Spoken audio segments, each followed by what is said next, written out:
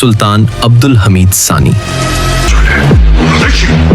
Sultan Abdülhamid sırtını milletine dayamış, gücünü Allah'tan almış, hilafet makamında sapasağlam oturuyor. Yıkıl! उन्हें आखिरी अजीम सुल्तान कहा जाता है, एक ऐसा हुक्मरान जिसने दुनिया भर के मुसलमानों को एक परचम तले लाने का ख्वाब देखा। हम मुसलमान अपने पैगंबर से बहुत मोहब्बत करते हैं, इतनी के उनसे मोहब्बत करने वालों ने अपनी जान निसार कर दी उनकी हुर्मत पर। अब्दुल हमीद सानी 21 सितंबर 1842 को इस्तांबुल में पैदा हुए। कम उम्री में वालदा का साया खो दिया, लेकिन वो दादी की तरबियत में पल्ले बढ़े। बचपन ही से मजहबी, संजीदा और गैर मामूली जहानत के मालिक थे। 1876 में वो सल्तनत उस्मानिया के 34वें सुल्तान बने।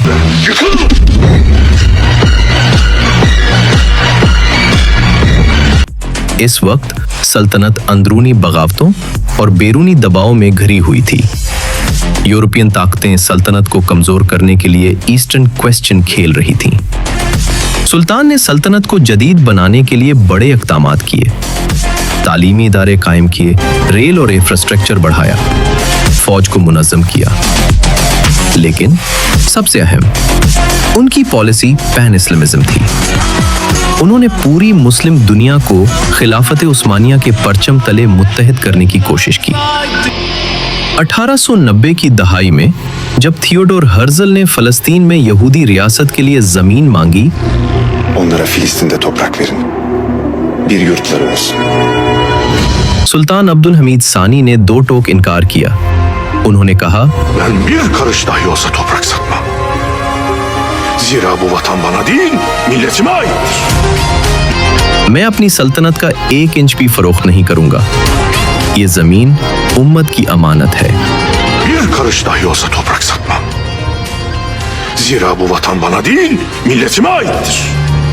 ये फैसला आज भी उन्हें मुसलमानों के दिलों में जिंदा रखता है। लेकिन यूरोप खामोश न बैठा। अंदरूनी बगावतें बढ़ी, यंग टर्क्स ने तहरीक शुरू की। 1909 में उन्हें जबरदस्ती माजूल कर दिया गया।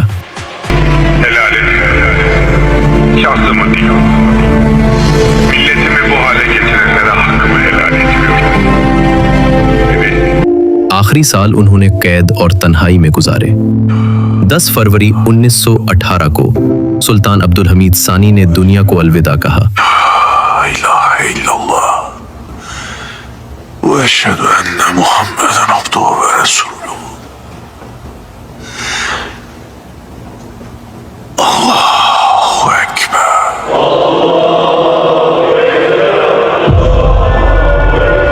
लेकिन उनका नाम आज भी फलस्तीन के दिफा और उम्मत की यकजहती की अलामत है। वो सिर्फ एक सुल्तान नहीं थे, बल्कि एक ख्वाब थे, उम्मत को एक करने का ख्वाब।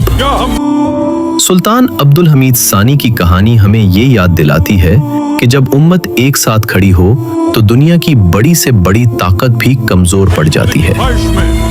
ये थे द लास्ट ग्रेट ऑटोमन सल्तनत।